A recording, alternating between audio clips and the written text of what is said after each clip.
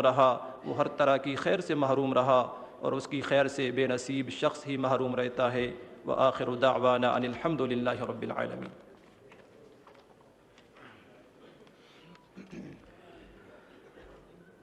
میرا پیمبر عظیم تر ہے، کمال خلاق ذات اس کی، جمال ہستی حیات اس کی، بشر نہیں عظمت بشر ہے، میرا پیمبر عظیم تر ہے۔ وہ شرح کام حق تعالی، وہ خود ہی قانون خود حوالہ، وہ خود ہی قرآن خود ہی قاری، وہ آپ مہتاب آپ حالہ، وہ عکس بھی ہے اور آئینہ بھی، وہ خط بھی نقطہ بھی دائرہ بھی، وہ خود نظارہ وہ خود نظر ہے، میرا پیمبر عظیم تر ہے۔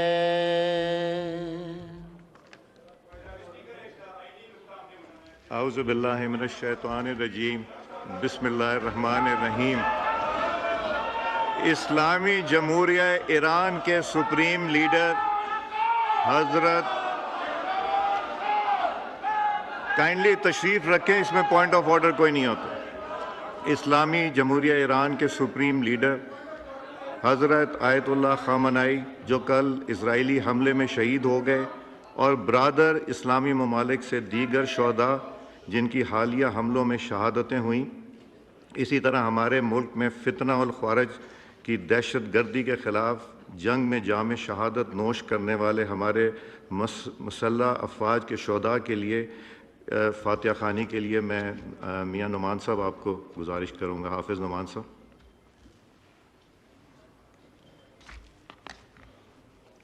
مائک کھولی۔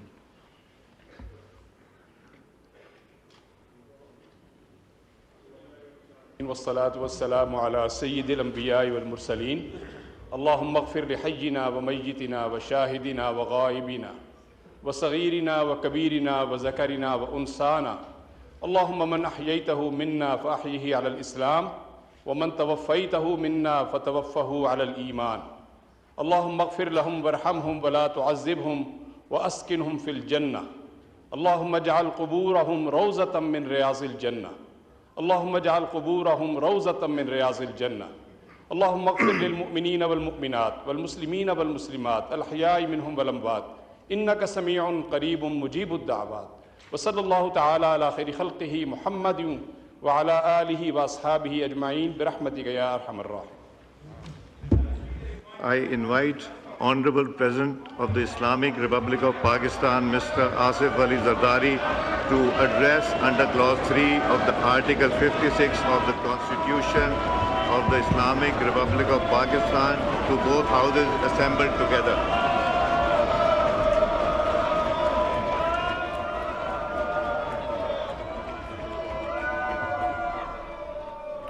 بسم اللہ الرحمن الرحیم۔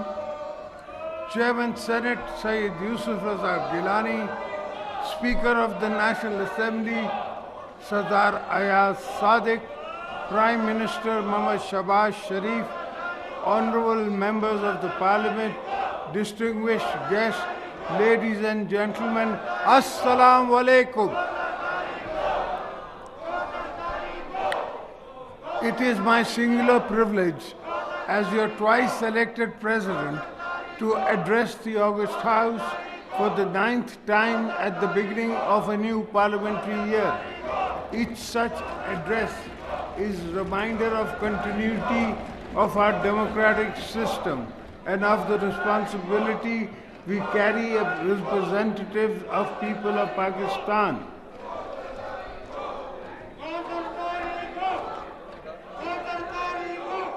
Nations are tested only in times of crisis, but a key crossroad.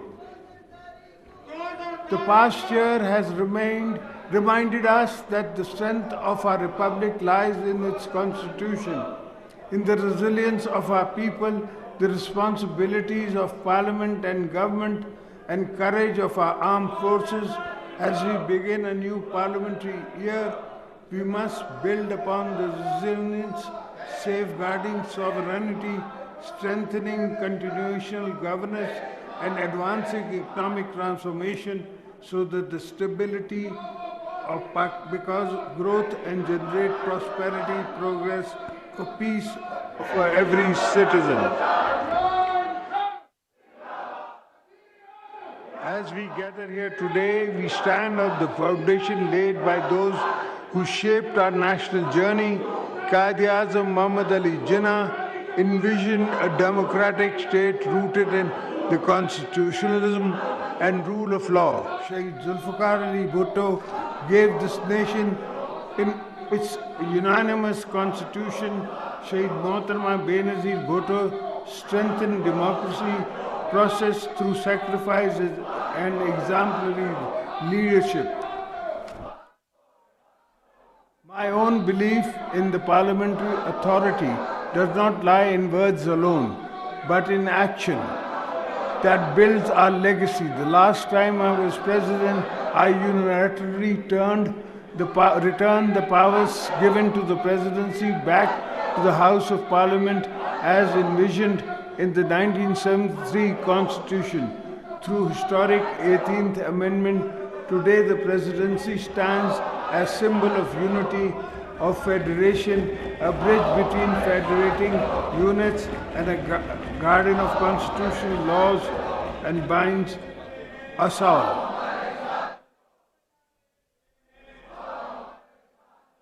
Honorable members, the past 10 months tested our nation in profound and complex ways. When our sovereignty was challenged on either front, Pakistan responded with strategic restraint and firm resolve. When confronted with unprovoked attacks on both our borders, one after the other, our armed forces acted with outstanding professionalism and discipline. In the case of Marka-e-Haq, they turned India's attack on our motherland into a landmark strategic victory. On the western border, when the Taliban regime ramped up a long line of attacks, the night of 26th February, our security forces acted decisively to signal zero tolerance for any incursions or sovereign territory. The political leadership stood united. The people stood resolute. At the outset, I want to express my nation's undying gratitude to the heroic defenders of our borders. It is because of the vigilance, bravery, and service that we are sitting here secure in our workplace and homes.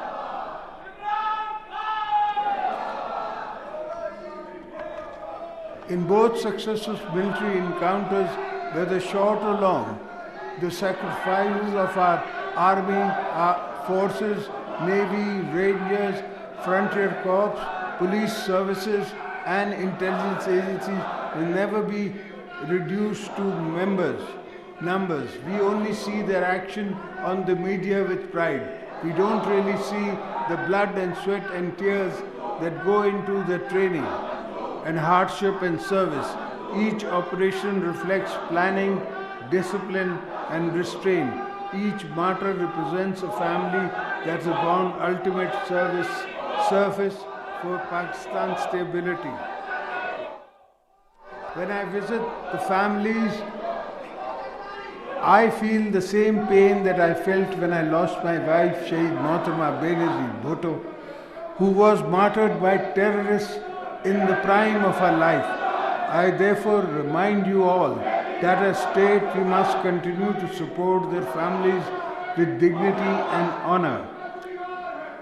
2025 marked a turning point for Pakistan, defined by the resounding military victories in Marka-e-Haq, which decisively repelled external aggression and shattered the myth of regional conventional superiority.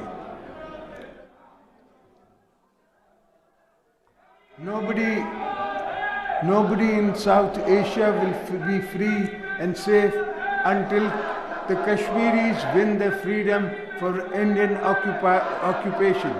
Today, trapped in the strategic short-sightedness, India's leaders said they are preparing for another war. As a lifelong advocate of regional peace, I would not recommend it. At the same time, I would also say that any aggressor should prepare for another humiliating defeat. Make no mistakes, we are ready for you. My message to them is move away from war theatre to meaningful negotiation tables, because that is the only path for the regional security. Pakistan is a responsible nuclear state. We understand the weight of that responsibility. At the same time, we are a state that defends itself decisively when required. Our conduct reflects maturity, confidence, clarity of purpose. In 2025, we acted when necessary and exercised restraint once objectives were achieved. The message was understood clearly within region and beyond.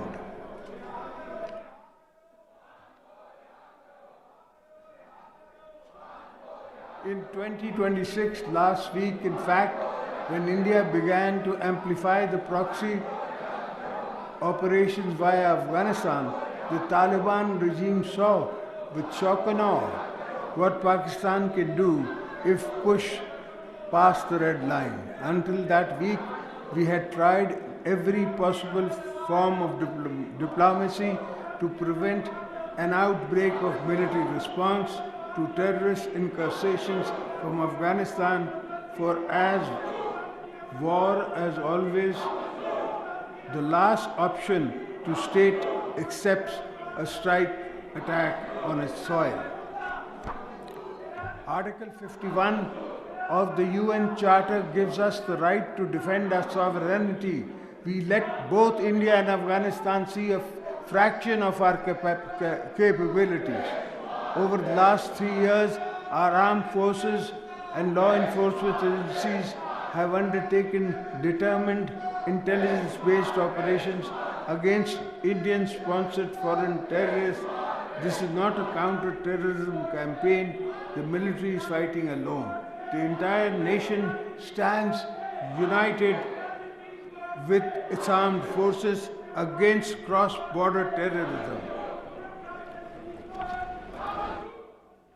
Our actions spelled out the limits of our tolerance for attacks from Afghanistan, particularly Indian-sponsored TTP and BLA and affiliates.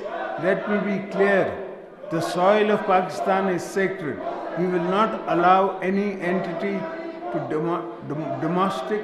domestic or foreign to use neighboring territory to destabilize our peace.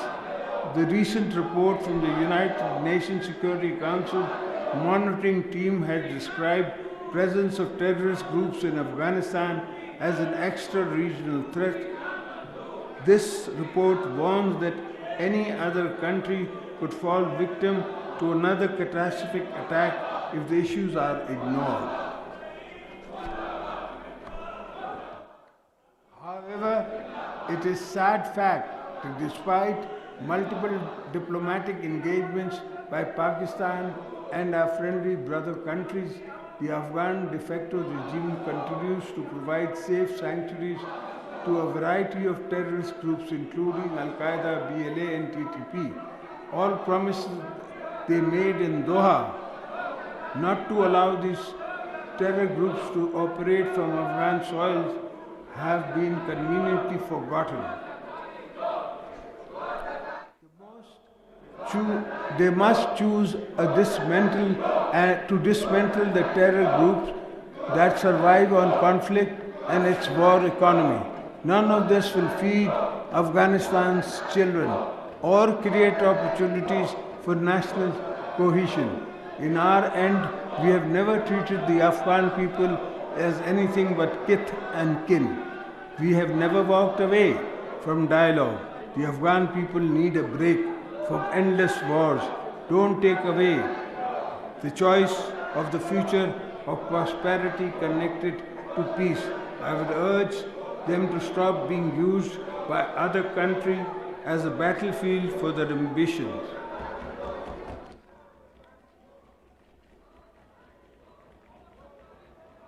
Ladies and gentlemen, Pakistan remains deeply concerned at the recent grave developments and has always sought to prevent unilateral attacks on any country.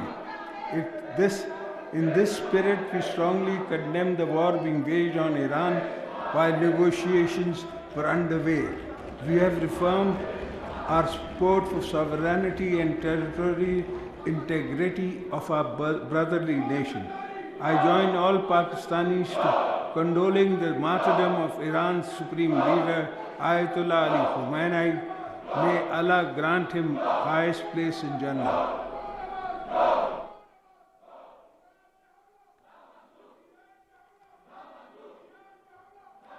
To this end, we appreciate the efforts of all those countries that sought de-escalation, a conflict between two nuclear neighbors in South Asia, particularly those who took the lead in brokering a ceasefire to end the devastating war that could have engulfed the entire globe.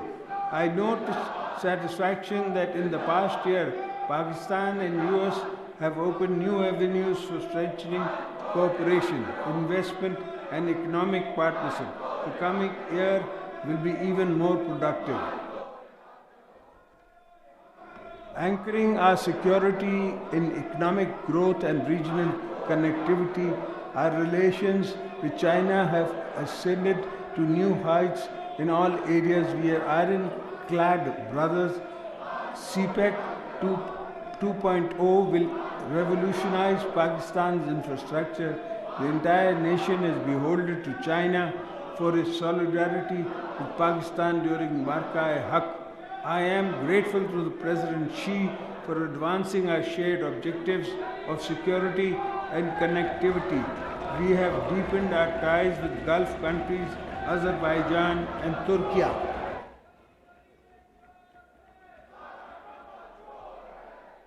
The Pakistan-Saudi Strategic Mutual Defense Agreement is a new milestone in the region. Ladies and gentlemen, while our efforts today are focused on ending the sufferings of the Palestinian people and ending the destruction of Gaza, our principal stance remains unchanged. We will continue to support the creation of independent and undivided state of Palestine with borders as before 1967 and Al-Quds al-Sharif as their capital.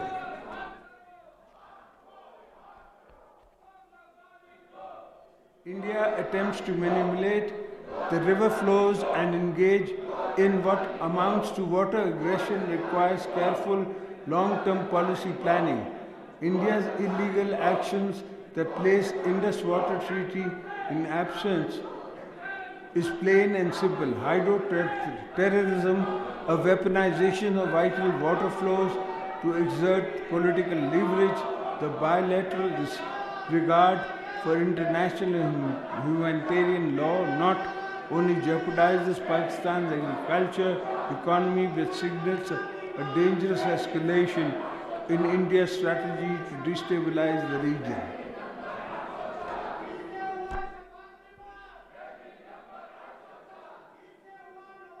Rivers symbolize life. International law does not permit the unilateral blockage of water. This is not merely a bilateral issue. The stability of the region also depends on a web of trans-boundary water sharing practice. If one treaty is flouted, many others across the board may also suffer the same fate. We will defend our waters' rights with unity, resolve, and strength and legal clarity. Honorable members, as President-elect of both houses of the Parliament and all provincial assemblies, I am constitutionally bound to safeguard the unity of the Federation and the Parliament. Provincial autonomy under the Constitution has strengthened participatory governance.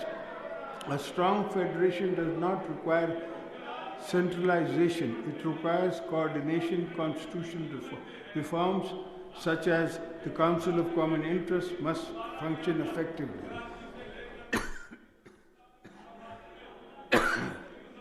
Issues relating to our natural resources, facial distribution, energy coordination, and water management must be resolved through consultative. A functioning and harmonious federation also requires an efficient, equitable distribution of resources. I look forward to a just and equitable National Finance Commission award in the coming year. Balochistan has historically deprivation.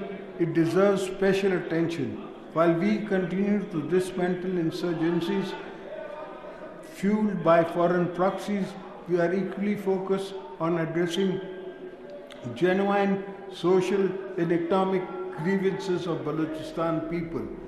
Our strategy is Hearts and Minds campaign, ensuring that dividends of our mineral wealth and blue economy reaches the local population first.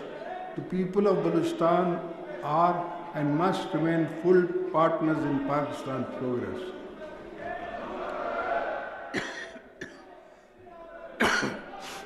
Honorable members, economy stability is inseparable from national security. I commend the government for steering the economy out of a virtual collapse it faced in the spring of 2022. Through steady stewardship, we have been seen stability return to key indicators. But this is the first step on our journey to a sustained people-centered growth.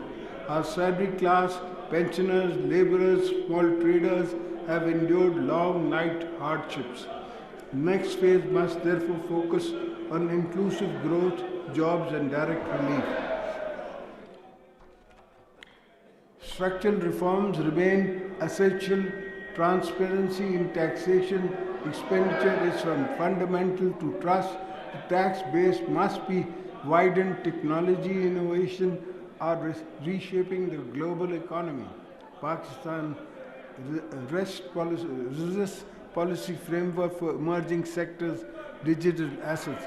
Sustainable platforms have been created to support responsible expansion in these areas. We cannot afford technological isolation. Perhaps no single bottleneck, constraints, or economic potential may then energize the cost. At a time when the world is moving towards clean energy, Pakistan cannot afford to lag behind. Energy reform is not a sectoral issue. It is a precondition for industrial revival. Agriculture anchors food security and rural livelihood. Climate resilience, agriculture, water management, and coordinated policies are strategic imperative. Climate justice remains a principle we will continue to advocate internationally, but it must be visible at home too. Poverty cannot define the experience of our population.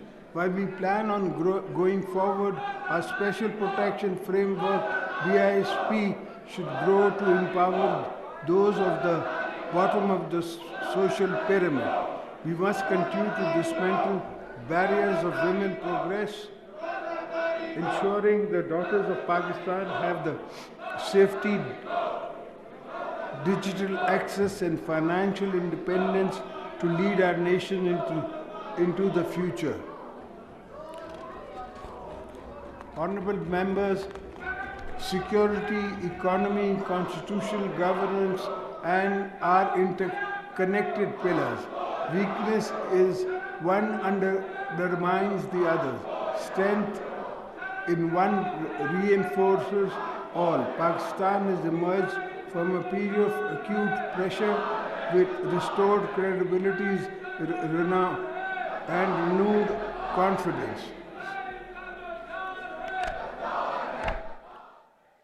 The responsibility now lies with us, legislators and policy extractions, to ensure the gains and consolidation as we begin this new parliamentary year. Our priorities must remain clear. Protect sovereignty, eliminate terrorism, build on economic stability towards growth and job creation, strengthen federal harmony and deepen democratic governance. Let us preserve the unity displayed in the moment of trial. Let us institutionalize reforms. Let us ensure microeconomic gains translate into household relief. Let us safeguard our borders while creating opportunities within. May Allah Almighty guide us in fulfilling the trust placed on us. Pakistan Zindabad, Parliament Paindabad.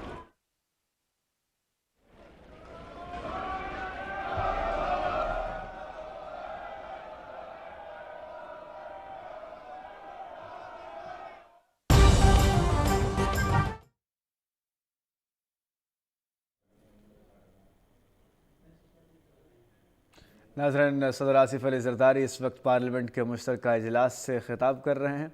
उन्होंने कहा कि हमने बहादुर सपूतों की कुर्बानियों की वजह से ही आज हम महफूज हैं। पाकिस्तान की सरहदें बहादुर सपूतों की वजह से महसूस हैं। पाकिस्तान एक ज़िम्मेदार एटमी ताकत है। कालदम TTP और BLA के हमले नाकाबिल कबूल हैं।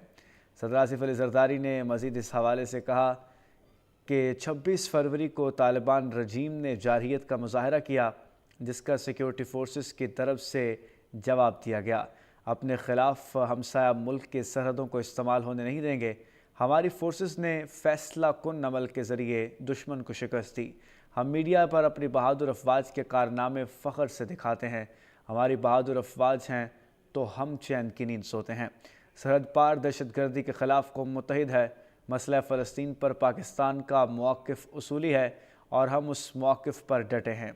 तालिबान रजीम ने देखा रेड लाइन पार करने का क्या उन्हें असर भुगतना पड़ा। हमारी फोर्सेस ने साबित किया कि हम दुश्मन को मौसर जवाब देने की अहलियत रखते हैं। शामिल करते हैं न्यूज़ हेडलाइंस।